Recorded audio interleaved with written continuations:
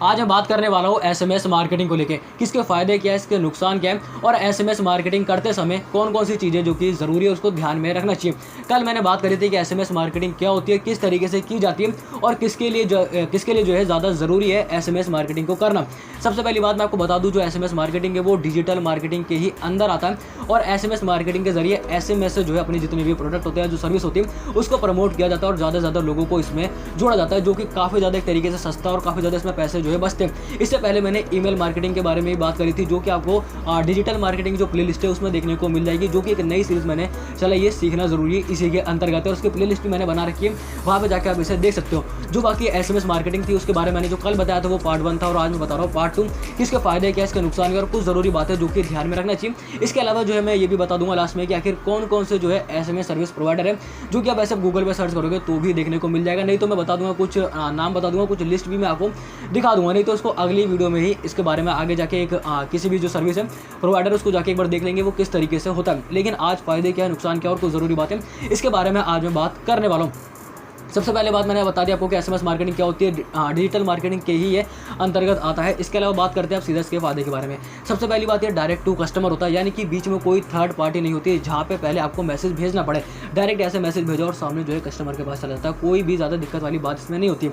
दूसरा फायदा इसमें ये कि तुरंत इंस्टेंट चला जाता है, यानी कि कुछ भी टाइम नहीं लगता है, यहाँ से भेजो और तुरंत सामने वाले के पास चला जाता है और डायरेक्ट चला जाता है जिसको भेजना है ग्राहक को, यानी कि कोई ज़्यादा इसमें दिक्कत वाली बात नहीं होती है, समय बचता और पैसे बचते हैं। तीसरी चीज़ इसमें काफ़ी सस्ती है मार्केटिंग होती है, काफ़ी ज़्यादा इसमें पैसे बचते हैं। नॉर्मल जो एसएमएस पैक होते हैं अगर आप उसको खरीदोगे वो काफ़ी ज़्यादा महंगे होते हैं, लेकिन इसको खरीदने में जो बल्क एसएमएस सर्विस प्रोवाइडर होते हैं यहाँ से जब आप खरीदते हो तो आपको कई जो है सुविधा मिलती है, यानी कि अब एक बार में 1000 लोगों, 1000, 10,000, लाखों लोगों को एक साथ आप भेज सकते हो, जो कि काफ़ी ज़्यादा सस्ता पड़ता है। लगभग एक एसएमएस आपको 19-20 पैसे का पड़ेगा, 10 पैसे का भी पड़ता है, 14-15 पैसे का भी आपको एक एसएमएस देखने को मिल जाएगा। वहीं जो नॉर्मल एसएमएस पैक होता है वो काफ़ी ज़्यादा महंगा होता है इसके मुकाबले, जो टैरिफ प्लान होता है उसका।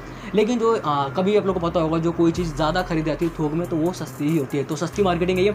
इसके अलावा ये काफ़ी ज़्यादा आसान है इसको इस्तेमाल करना, यानी कि ज़्यादा कोई भी डिजिटल मार्केटिंग का ज्ञान नहीं भी है तो भी इसको इस्तेमाल किया जा सकता है, यानी कि अगर कोई कोर्स आपने नहीं करा तो भी इसको कर सकते हैं, कोई भी दिक्कत नहीं है। सीधा प्लेटफॉर्म पर जाना जो सर्विस प्रोवाइडर है वहाँ से डायरेक्ट आप इसको मैसेज भेज सकते हो, जो कि काफ़ी ज़्यादा आसान है। इसके अलावा जो है अगर आपकी सर्विस सही है तो काफ़ी ज़्यादा लोग भी इसमें जुड़ सकते हैं, क्योंकि 90% से ज़्यादा लोग जो है एसएमएस को पढ़ते हो सकता है कि वो बार बार देखे और बार बार जाए वेबसाइट पर, और अगर 3-4 बार से ज़्यादा वेबसाइट पर जाते हैं तो ऐसा माना जाता है कि वो उसके रेगुलर कस्टमर बन सकते हैं और ज़्यादा से ज़्यादा जो है सामान को खरीद सकते हैं, प्रोडक्ट को खरीद सकते हैं। इसके अलावा जैसे मैंने बताया कि पैसे की काफ़ी ज़्यादा कमी होती है। इसके अलावा काफ़ी ज़्यादा प्रभावशाली है, क्योंकि नेट की इसमें ज़रूरत बिल्कुल नहीं पड़ती है।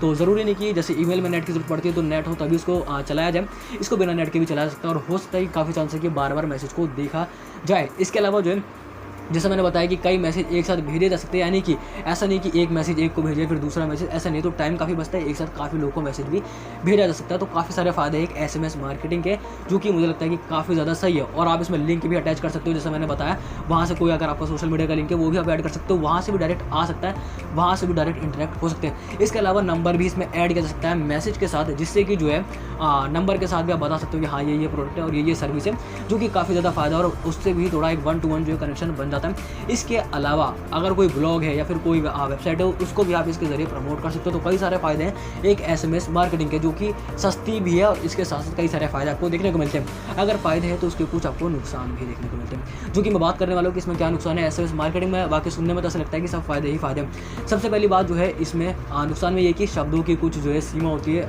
वर्ड की लिमिट होती है। जैसे कि मैं आपको बताऊँ, एक तो एसएमएस का मतलब ही हो गया शॉर्ट मैसेज सर्विस, इसमें जो है 160 शब्द जो होते हैं उससे ज़्यादा इसमें नहीं लिख सकते। अगर 160 सबसे जो है ज़्यादा इसमें लिखे, 150, 160 से ज़्यादा लिखे, उसके बाद वो 2 एसएमएस में जो है गिना जाता है, एक नहीं वो 2 में जो है गिना जाएगा, 2 एसएमएस उसको माना जाएगा। तो ये थोड़ी दिक्कत है। बाकी मैं आपको ज़रूरी बात है जो बताऊँगा इसको, लेकिन उसमें इसके बारे में थोड़ा और मैं बात करूँगा। तो यानी कि 160 शब्दों की लिमिट होती है, 160 इन सबको लेके, इससे ज़्यादा इसको करने पर जो है फिर 2 एसएमएस को माना जाता है। इसके अलावा जो है बात करते हैं इसी में एसएमएस वाले में जो है आपको कोई भी मीडिया आप इसमें अटैच नहीं कर सकते हो, जैसे कि कोई इमेज है नहीं अटैच कर सकते, ऑडियो वीडियो है उसको भी इसमें अटैच नहीं किया जा सकता है। कई बार तीसरा इसका नुकसान है वो ये है कि इसमें स्पैम भी रिपोर्ट हो जाती है। कई बार ऐसा होता है कि मैसेज आते रहते हैं तो कई लोग क्या करते हैं कि उसको स्पैम रिपोर्ट कर देते हैं, फिर वो स्पैम फोल्डर में जाता रहता है और फिर मैसेज भेजने का कोई फ़ायदा होता नहीं, उनके पास वो नहीं पहुँच पाता। एक इसका चौथा नुकसान ये है कि ब्लॉक भी कर देते हैं। कई लोग ऐसे होते हैं कि बार बार मैसेज आते हैं तो उसको ब्लॉक करके रख देते हैं, तो फिर तो मैसेज पहुँच ही नहीं पाता है, जो कि काफ़ी ज़्यादा बेकार चीज़ है और फिर मैसेज नहीं पहुँचेगा तो सारी मेहनत बेकार जाती है। इसके अलावा जो है पाँचवा नुकसान ये है कि इस आपको रीड स्क्रिप्ट नहीं देखने को मिलती है, यानी कि आप लोगों को पता होगा व्हाट्सएप पे जैसे आप भेजते हो तो आपको डबल टिक देखने को मिल जाता है, जिससे कि पता लग जाता है कि हाँ मैसेज जो है चला गया और उसने पढ़ भी लिया है। क्या पता कि कई लोग सीधा मैसेज को देखे ही ना, या फिर देखे और उसको खोल के ऐसे ही काट दे, उस पर क्लिक ना करें। तो कोई ऐसी चीज़ जिसको ट्रैक कर सके और देख सके कि हाँ क्लिक हुआ है कि नहीं हुआ, कितने क्लिक हुए और कितने लोग विजिट करें, तो ये भी थोड़ा इसका नुकसान है SMS मार्केटिंग का। इसके अलावा एक नुकसान और है, कई लोग ऐसे होते हैं कि बार बार मैसेज आने से उनको नहीं चाहिए लेकिन फिर भी मैसेज भेजते जा रहे हैं, क्योंकि हमें पता नहीं है और कोई फीडबैक उनका नहीं आ पाता है। इसी वजह से कोई कानूनी कार्रवाई भी हो सकती है, शिकायत भी की जा सकती है। तो ये काफ़ी बड़ा नुकसान है एक SMS मार्केटिंग का, जो कि मैंने आपको बताया कुछ फ़ायदे और कुछ बताया नुकसान, जो कि दोनों ही चीज़ होती है किसी भी अच्छी चीज़ में और बेकार चीज़ में। क्योंकि इसमें आपको बल्क में एक SMS मिल जाती है, क्योंकि आप 10-20 लोग को नहीं हज़ारों लोगों को भेज रहे हो एक साथ, तो आपको उसको खरीदना पड़ता है और कुछ पैसे भी आपको देने पड़ते हैं, फ्री नहीं है। हो सकता है कि कुछ फ्री भी हो, बहुत गिने चुने फ्री हो सकते हैं, उसको ढूंढना पड़ेगा, लेकिन वो बेकार होते हैं। कुछ पैसे दे के ऐसे सर्विस लेनी चाहिए जिससे कि बाद में कोई दिक्कत नहीं हो, तो सबको कुछ पैसे भी इसमें देने ज़रूर पड़ेंगे। बाकी आपने देखा होगा जो बैंक होते हैं आपको कई सारे मैसेज को देखने को मिलते हैं, वो एक एक को नहीं भेजते, वो एक साथ कई लोगों को भेज देते हैं, जिससे पैसे कटे और ये कटे जितने भी चीज़ें, तो वो इसी सर्विस का ज़्यादा इस्तेमाल करते हैं। अमेजोन फ्लिपकार्ट भी इसी का ही इस्तेमाल करते हैं। कल मैंने इसके बारे में बात करी थी। अब बात करते हैं कोई ज़रूरी बात है जो कि आपको SMS मार्केटिंग करते समय जो है ध्यान में रखना चाहिए। सबसे पहली बात मैंने आपको कल बताया था, जो है SMS मार्केटिंग करते समय जो भी सेंडर है जो उसको भेजते हैं उसको एक वेब पैनल मिलता है जब भी कोई वो सर्विस प्रोवाइडर से इसको खरीदता है। ठीक है, कोई पेड SMS खरीदने पे एक वेब पैनल मिलता है, कंट्रोल मिलता है एक तरीके से, आप समझ सकते हो इसे, जिसमें जो है एक ID मिलती है, सेंडर ID, जो कि मैंने कल बताया था वो 6 अंकों से ज़्यादा नहीं होनी चाहिए, 6 शब्दों से ज़्यादा नहीं होनी चाहिए। आप यहाँ पे देख सकते हो कुछ इस तरह की होती है, जैसे कि BP यहाँ पे लिखा है। BP का मतलब हो गया जो भी जो है बल्क सर्विस प्रोवाइडर है, कंपनी है, उसका ये नाम हो गया। इसके अलावा आप यहाँ पे देख सकते हो FL जो है FLPKRT जो कि फ्लिपकार्ट का है, और ये खाली 6 ही शब्दों का, इससे ज़्यादा ये नहीं हो सकता। अगर 5 का और अगर 4 का तो फिर क्या करें, तो भी इसको कर सकते हैं, कोई दिक्कत वाली बात नहीं है। 4 हो, 5 हो, 3 हो, 2 या 1 ही क्यों ना हो, जो कि नहीं होता है, बस 6 से ज़्यादा नहीं होना चाहिए। तो ये सेंडर ID होती है और इसकी कुछ लिमिट है, 6 से ज़्यादा नहीं हो सकती है।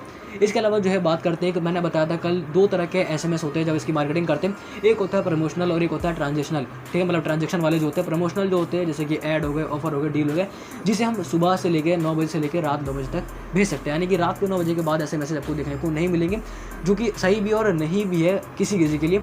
तो 9 बजे के बाद इसको नहीं मिल सकता है प्रमोशनल वाले जो SMS होता है। लेकिन जो ट्रांजेक्शनल वाले होते हैं, जो ट्रांजेक्शन वाले होते हैं, उसमें ऐसी कोई दिक्कत नहीं होती, उसको 9 बजे के बाद भी जो है भेज सकते हैं। एक आपने देखा होगा कुछ डू नॉट डिस्टर्ब का भी होता है कि DND अगर किसी के फ़ोन में एक्टिव है, DND का मेरा मतलब है कि डू नॉट डिस्टर्ब वाला जो टैग है, आपने देखा होगा कई बार कॉलर ट्यून वाले जो मैसेज आते रहते हैं, तो कई लोग सिम ऑपरेटर से बोल के उसको बंद ही करा देते हैं, यानी कि DND को एक्टिवेट करा देते हैं डू नॉट डिस्टर्ब को। तो वहाँ तक क्या है कि फिर मैसेज नहीं पहुँच पाता है, प्रमोशनल SMS नहीं पहुँच पाता है प्रमोशनल। बाकी ट्रांजेक्शन वाला तो DND वाला एक्टिव है तो भी पहुँच जाएगा, कोई दिक्कत वाली बात नहीं। जैसे पैसे कटे वो ज़रूरी है SMS से, तो कोई दिक्कत वाली बात नहीं थी, वो पहुँच ही जाता है। तो ये चीज़ होती है इसमें DND एक्टिव में, प्रमोशनल और ट्रांजेक्शन वाले SMS में। इसके अलावा मैंने आपको बताई देते हैं कि शब्दों की सीमा होती है, जिसमें 160 से अगर ज़्यादा इसमें लिख दिया, जो कि एक शॉर्ट सर्विस होता है, इसका नाम ही यही शॉर्ट मैसेज सर्विस। अगर 160 से ज़्यादा इसमें लिख दिया, उसके बाद फिर 2 SMS में जो है वो गिना जाएगा, एक में नहीं, यानी कि 2 SMS के आपको पैसे देने पड़ जाएंगे एक ही SMS पूरा लिखने के लिए। इसलिए छोटा लिखना चाहिए, कम लिखना चाहिए, और जो जानकारी है सिर्फ वो ही लिखना चाहिए। और जो भी वेबसाइट है आप उसको लिंक भी ज़रूर दे सकते हो, जिससे कि ज़्यादा चांस है कि वहाँ पे पहुँचे लोग,